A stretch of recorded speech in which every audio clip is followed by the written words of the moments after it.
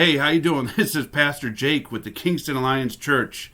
I'm glad that you decided to join us. This is a series of devotionals for this week that are based on last week's sermon, last Sunday's sermon on Mark chapter 6, verses 7 through 13. We had talked about him gathering his disciples and sending them out. If you haven't had the opportunity to listen to that sermon and you'd like to listen to that sermon, there'll be a link in the description. And these devotionals are kind of based on that to keep us engaged with the theme or the big idea of that sermon throughout the week. And this one I want to talk to you about 1 Peter chapter 3, verses 15, which says, "But in your hearts honor Christ the Lord as holy, always being prepared to make a defense to anyone who asks for a reason for the hope that is in you. Yet do it with gentleness and respect." And so as we talked about blessing families and praying for missionaries and doing things without grumbling, being salt and light, representing Jesus Christ, there'll be questions. We're going to be asked questions. That's the goal. The goal really is to live a life that allows for a platform to have a spiritual conversation. That's kind of the deal. I mean, if we're walking through life, I think that's one of the postures that we need to have up front. I mean, we might think that we're just going to the grocery store or just getting a bite to eat at the diner, but we must be ready. We must be ready because those are opportunities to have platforms to have spiritual conversations. And this is what it's saying in 1 Peter chapter 3, that we must be ready. We must be prepared to have these spiritual conversations, and preparation takes place behind the scenes, does it not? I mean, that means that it requires me to sit down, have some time where I sit down with the Bible and prayer, and I think through some things, that I am ready to have some answers. I think one thing that every single Christian should walk around just ready to respond with is questions like, what is the gospel? We ought to know what the gospel is and be able to articulate that clearly at the drop of a hat.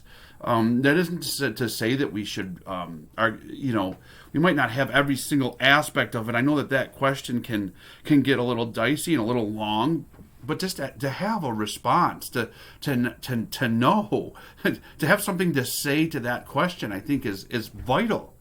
It's absolutely vital. And I think another thing that every Christian should have is two versions of their grace story, right? We should have our full-on testimony, right? Our full-on, we've got some time, we have a platform, and we can really sit down and unhatch exactly what took place in order for me to get saved. We should have that ready. That shouldn't be something where we're kind of umming and on and nervous and shaky. Man, we should just know our grace story and be ready in all seasons, be prepared to give that grace story. But we should also have the condensed version of that. We should have a short, to the point version of that ready to go, because we're not always going to have opportunities to have long discussions or to really hatch out every detail. So we need to think through prayerfully what are the absolutes, what are the musts that I should convey about the experiences that God gave me in coming to Him, coming to faith in Him, and think about it as like if you're on a bus and the person's getting off at the next bus stop, or maybe within the next two bus stops, that we should be able to articulate our grace story in that amount of time with some impact, or at the very least with clarity. So these are some things that some of us should really sit down, maybe need to sit down and work through.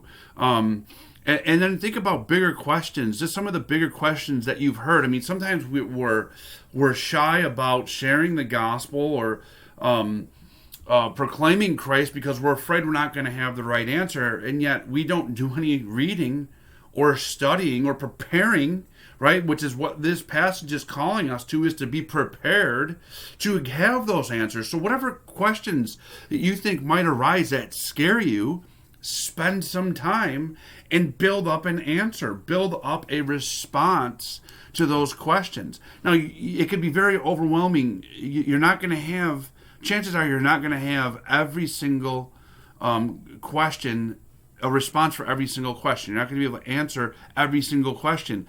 And it is okay at those times to just say, listen, I don't know. I don't know the answer to that. But maybe get their number and a way to get a hold of them and say, but let me find out. Let me run this by some people, my pastor and some friends, and let me look into it, and I'll come back and we can continue our discussion. There's absolutely nothing wrong with doing that.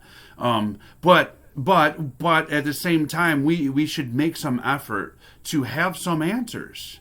It is our responsibility as Christians to know theology, to have at least an understanding. I just thought of a good friend of mine, a pastor friend, that says, don't use the word theology. It scares people off.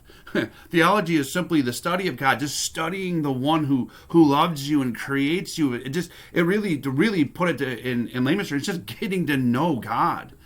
And knowing about God and what's he like and why does he do this and why does he do that. You do that with your loved one, the ones you're married to and your kids. I can answer all kinds of questions about my wife and her habits and why she does things and what she likes and what she doesn't like and all kinds of stuff just out of experience with her. So a lot of it, sometimes, man, I'll tell you, you'd be surprised what you know. If you're walking with God, you might not be thinking of things in terms of theology, but you are getting to know him, and you'll be able to answer a lot of questions without even realizing that you knew the answer to it. So don't let those things stop you, but we should be prepared to have a few things just ready to go at all times, so that when those questions do arise, and we should be building opportunities for those questions to arise, we should be welcoming those questions. We should be excited to receive those questions, to have those spiritual conversations. So here's my offer to you. Maybe it's just a thing where you need to kind of walk through that with somebody else. I'd be glad to walk through your grace story with you.